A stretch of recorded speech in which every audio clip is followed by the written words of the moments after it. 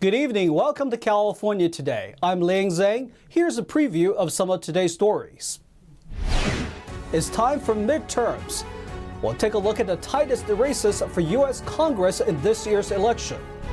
And speaking of elections, the Attorney General is calling on big tech to censor what he says is disinformation and misinformation ahead of the election. And speaking of big tech, we have some updates on who is growing and who is shrinking. Another major company is expecting large layoffs this week. Tomorrow is the midterms. There are quite a few hotly contested seats this year for the House. NTD's David Lam has a look at which races are the closest and which seats may flip. California has nearly a dozen close key races for congressional seats for Tuesday's 2022 midterm election. Here's a look at the most closely contested races out of California's 52 House seats.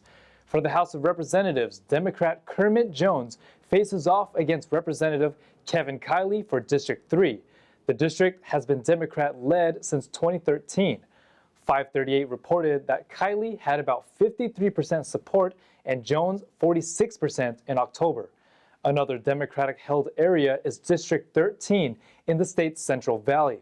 Democrat Adam Gray and Republican John Duarte are running a tight race, with Duarte leading by 3 points at the last polling. And Republican incumbent Michelle Steele, serving District 45, earned 48% support in the primary against Democrat Jay Chen's 43%. Two other key House races are District 22 and 27, both currently held by Republican congressmen. District 22 Representative David Valadeo's seat is being challenged by Democrat Rudy Salas, who had 20% support over the incumbent in the primary. And District 27's Republican incumbent Mike Garcia faces Christy Smith. The district has more registered Democratic voters. District 9's incumbent Josh Harder, a Democrat, had a 7% lead over Tom Patty in the primary. For District 40, challenger Asif Mahmood had a 6% lead over Republican incumbent Young Kim. According to CalMatters, registered voters in the 41st District are almost exactly equal, heating up Ken Calvert's Republican seat against Will Rollins. As for the U.S. Senate, Senator Alex Padilla had over a 30% lead over Republican candidate Mark Moyser. Voters favored Democratic Gavin Newsom in the gubernatorial primary by roughly 40%, but State Senator Brian Daly is the leading challenger. David Lam, NTD News, California. Tomorrow, NTD will be broadcasting full live coverage of the 2022 midterm elections. Our reporters Jason Blair and David Lam will be providing live updates from Arizona and Nevada. Tune in on ntd.com or our sister media, the Epic Times at epictv.com. A fierce battle. I stand here as the establishment is scared to death of us right now. Democrats who voted for our future, not Republicans who refuse to see the future. The House and Senate on the line. Massive, crushing inflation. I know what people are going through. The country at a turning point. This is the largest governmental overreach in the history of our lifetime. And on abortion, I'm a Christian. It all boils down to a handful of key races. Election night 2022 on NTD Television and the Epic Times. California's Attorney General is urging tech giants to stop the spread of disinformation ahead of the 2022 midterm elections. The AG says it's his responsibility to ensure a fair election. Attorney General Rob Bonta sent a letter to the CEOs of Meta, YouTube, Twitter, TikTok, and Reddit on Friday. He urged them to stop the spread of what he describes as, quote, disinformation on their platforms. Bonta wrote in his 16-page letter, in advance of the upcoming November 2022 midterm election, social media platforms must take critical steps to stop the spread of disinformation and misinformation that attack the integrity of our electoral process. He blamed social media for the recent attack on Paul Pelosi. He said the attacker was, quote, a man driven by baseless conspiracy theories. Bonta used his letter to cite studies and reports that say the majority of U.S. adults get some of their news from social media. The report also concluded that false information is now the #1 threat to the democratic process. Bonta closed by listing California laws that, he said, gives him the authority to ensure the midterm election is run fairly. Twitter is not the only company undergoing changes. Meta is planning for large-scale layoffs too. Other companies in the tech industry are shifting as they adapt to inflation and a looming recession. In a tweet on Sunday, Elon Musk said the number of Twitter users increased around the world since he took over the social media giant. But critics who have left the platform are looking for other social media platforms like Mastodon, Co-host, Truth Social, Parler, and Tumblr. In a tweet from Tom Fitton, president of Judicial Watch, he asked if Elon Musk had a tortious lawsuit against activist groups that made advertisers leave Twitter. Elon replied, quote, "We do." But things are not so bright for the other tech giants. Facebook parent company, Meta, is reportedly planning to begin large-scale layoffs this week. According to a Sunday Wall Street Journal report, the layoffs will affect thousands of employees, with an announcement planned as early as Wednesday. The social media company had, in June, cut plans to hire engineers by at least 30%.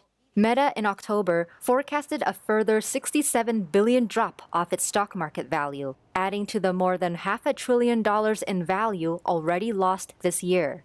And another tech giant is feeling the squeeze. Google's latest earnings report revealed that profits are down about 27% in its third quarter. According to the CEO, they are, quote, "sharpening our focus on a clear set of product and business priorities." But the company's revenue is up 6% compared to this time last year. The San Francisco prosecutor who is investigating the man accused of hitting Paul Pelosi with a hammer is vowing to limit the public's access to evidence surrounding the case. She says the attacker has been cooperative with investigators. San Francisco District Attorney Brooke Jenkins has vowed to limit access to evidence following the October 28th attack on Paul Pelosi. Last week, Jenkins told CNN in an interview that evidence will only be accessible to a, quote, "very limited number of family members." She said that includes police body camera footage and the 911 call. She added, "Revealing that evidence through the media is just not what we think is appropriate. We want to make sure that this individual is held accountable for these egregious acts. For us, we're going to make sure that we limit the evidence as much as possible in order to get that done." The evidence includes footage of 42-year-old David DePape allegedly attacking Paul Pelosi with a hammer. In the incident, DePape allowed Pelosi to use the bathroom where he called the police. Officials say after officers arrived, both DePape and Pelosi had their hands on the same hammer. They told the suspect to drop the hammer and he swung it at Pelosi's head. According to court documents, DePape is accused of breaking into the Pelosi home when she wasn't there. He approached Paul Pelosi while he was sleeping and asked him where his wife was. He later allegedly told investigators that he wanted to break the speaker's kneecaps. Since the attack, speculation has emerged about why the Pelosi home had no security and why the Capitol Police were not monitoring the cameras. The Capitol Police issued a statement last week that it will carry out an internal review of its security protocols following the attack. A popular singer and rapper who began performing as a child and had hit albums in his teen years was found dead Saturday at his home in Southern California. He was 34. Aaron Carter, who won early fame as a child pop star and toured with his brother's hit band Backstreet Boys before pursuing careers in rap and acting, was found dead in his home near Los Angeles on Saturday. Representatives for Aaron Carter's family confirmed the singer's death. They did not provide any immediate further comment. According to the Los Angeles County Sheriff's Department, deputies responded around 11 a.m. following reports of a medical emergency at a home in Lancaster. Deputies did not report suspicious foul play in Carter's death. He wrestled with addiction issues for years, sometimes sharing them publicly. Speculation stirred around Carter's death, as the last tweet he made was directed at Kanye West, asking to talk to him man to man. But Carter's fiancée, Melanie Martin, asked for privacy as the family grieves. We are going to take a short break, but here's a look at what we got for you when we come back. The Los Angeles Police Department is probing one of its chiefs. That's because he may have leaked information to someone who was a defendant in a sexual assault case. New research has listed Americans' top fears for the year. The number one fear hasn't changed in 7 years. And a well-established family chain of Mexican restaurants in Southern California is celebrating its 100th anniversary. Our reporter went to hear from a third-generation owner on what makes their food special. That and more on California Today.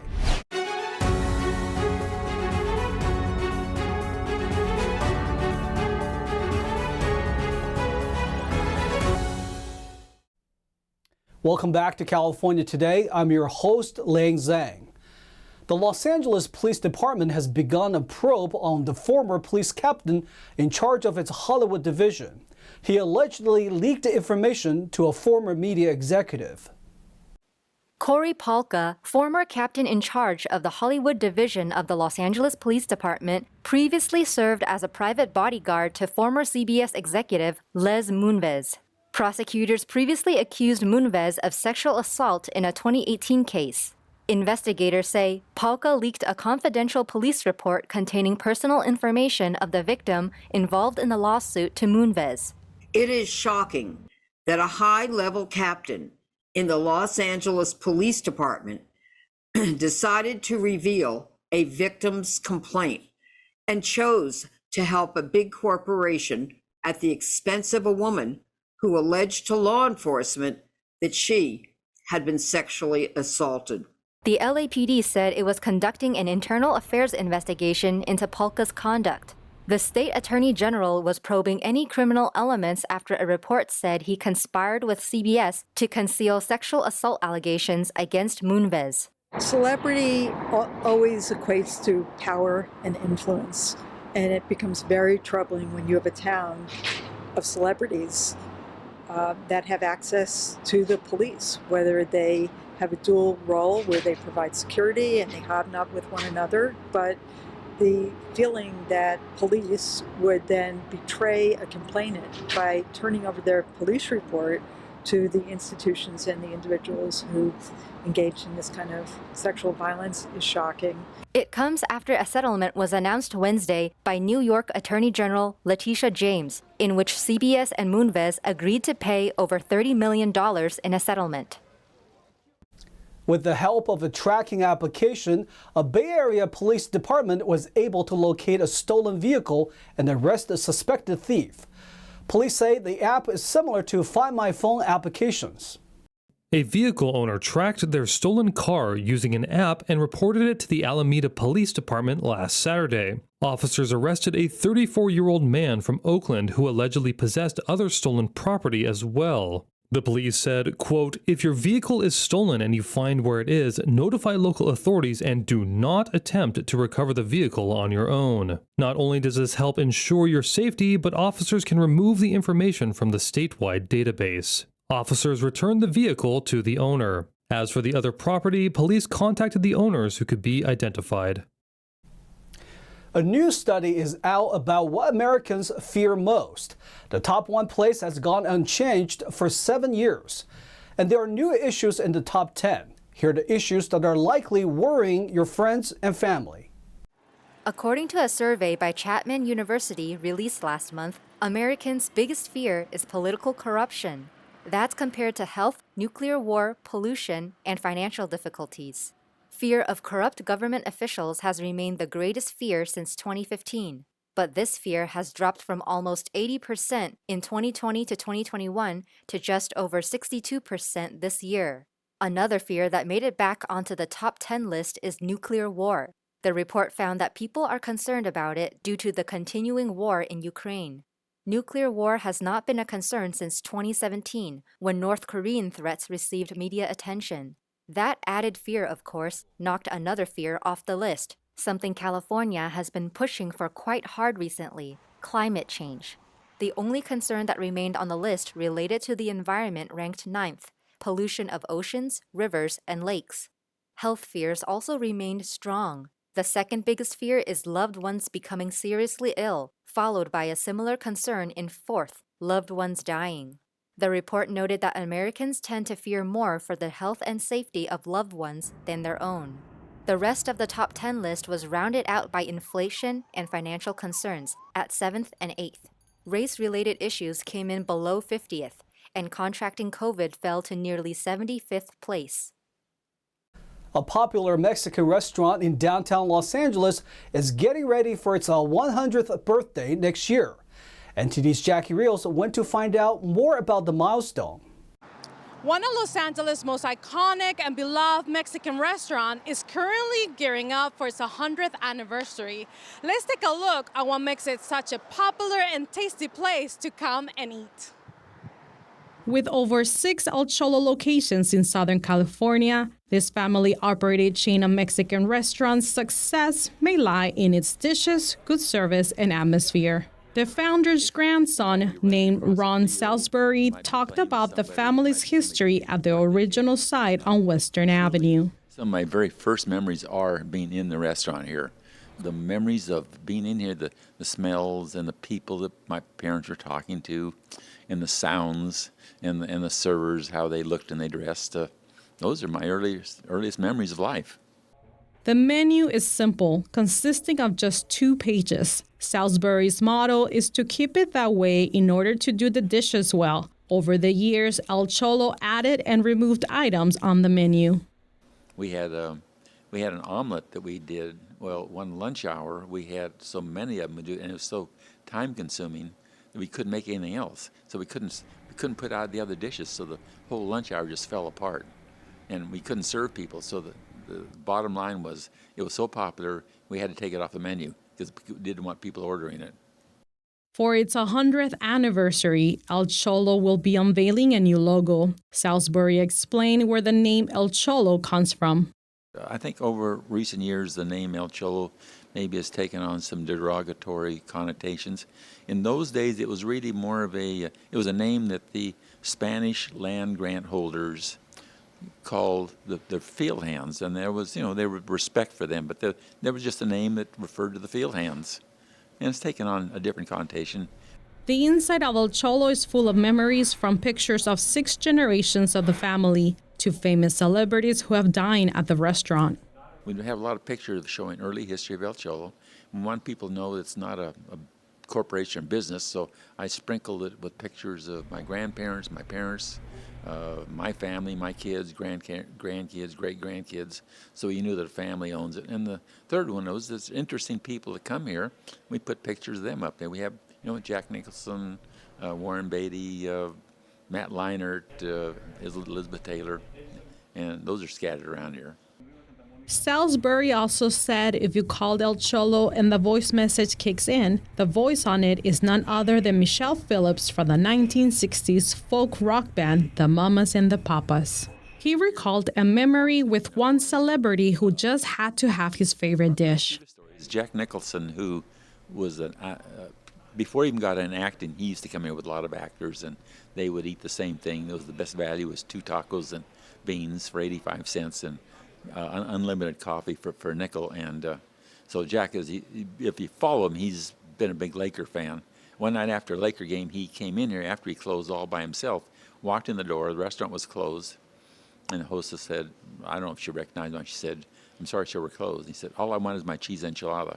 And he said, sir, I'm sorry, all I wanted is my cheese. And he was in it, Jack mode, and he just kept repeating it over and over again until she finally, I'm going to get the manager. And he got the manager and recognized who he was. Come on, we'll get you a cheese enchilada. There are other famous customers, but it's because of their dedication to the restaurant. Since his college years at USC, Dave Hepburn has been coming to El Cholo for over 60 years. It's delicious. We like the food. My wife and I are both born and raised in Southern California, but we love Mexican food, and we especially love El Cholo's Mexican food. 25 years, and the food is delicious. It's authentic. The vibe, everything, waitresses, just the whole ambiance. Every time for sure, it's not hit and miss. You know what you're going to get. Everybody, birthdays, my mother, she introduced me to it, so yes, everybody. Mm-hmm. Not only will next year be an important one for El Cholo, but also for Salisbury. It's my 90th. I'm just happy to be here and healthy. And it happens to happen the same time that El Cholo's having their 100th, so big year. El Cholo keeps some satisfying customers, from its famous green corn tamale to their margaritas. And as the generations have proven, it's enough good food for a lifetime. Jackie Rios, NTD News, Los Angeles, California. Now let's check in with NTD's Thomas Christian for today's Sports Roundup.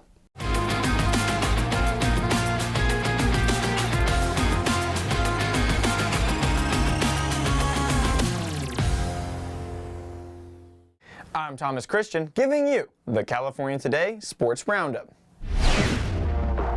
Gareth Bale scored a dramatic equalizer in extra time, and backup goalkeeper John McCarthy shut out Philadelphia in a penalty shootout to lead LAFC to their first MLS championship with a thrilling win on Saturday in Los Angeles.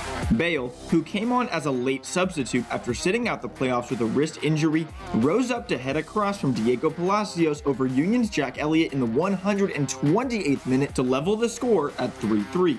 Game MVP McCarthy, who took over Maxime Crepeau, was carted off the field following a hard collision with Corey Burke, met the moment to secure the 3-0 victory on penalties. Pumped up by their rowdy black and gold clad fans, the home side were the aggressors early and broke through in the 28th minute when a free kick by Kellen Acosta deflected off the head of Union's Jack McGlynn and past keeper Andre Blake. Philadelphia's Jose Martinez misfired a shot from distance, but the ball found Daniel Gazdag, who buried it into the back of the net to level the contest at 1-1. LAFC went ahead again in the 83rd minute when Jesus Murillo raced to the goal and headed home a perfectly placed corner kick from Carlos Vela that appeared to be the game winner. But the lead would again prove to be short-lived, with Philadelphia leveling again 2.5 minutes later. On a set piece later taken by Kai Wagner, that Jack Elliott headed past Crepeau for 2-2. Elliott struck again in the 124th minute to give the visitors their first lead of the match before Bale's heroics 4 minutes later sent the roller coaster match to penalties. Elia Sanchez scored the decisive penalty to deliver the championship to end the most wild and entertaining final in the North American League's 27-year history. With the win, LAFC has delivered on the high expectations that came when they joined MLS in 2018.